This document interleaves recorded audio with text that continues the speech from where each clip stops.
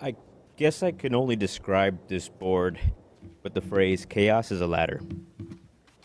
And I've seen it in the works here for the last 5 years, but more so in the last year, where we've watched this chaos and we've watched it grow, and we see it in our sites, we're seeing it with the kids, and it's embarrassing. We are embarrassed as employees. I'm not one to talk or want to talk like this here. Not once has CSA said anything about Miss Ibarra. Not once.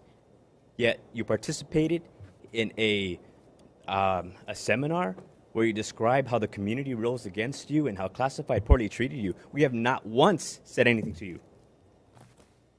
We're looking at conversations taking place where there's real concern, and we're worried about moving forward, but the concern is real. You all as stakeholders need to protect the community, and you're not. You're trying to move this forward for what? A feather in your cap? This is not the way we work here. We should not be working this way. The way the principals were treated, and now the way we're hiring principals, I can show you a text that I got talking about how, let me pick it up real quick. Well, basically it was an endorsement from one of the board members back in 2013. Now they're a principal. The other one is a friend.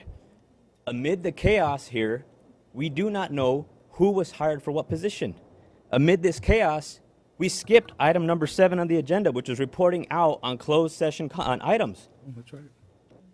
There's a lot of things that we're not doing right because we're too busy focusing on things that we're not supposed to focus on.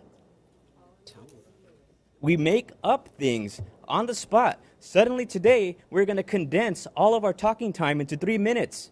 When did that happen? But we're going to follow the law and then claim that we're going to blame the audience for wanting to break the law.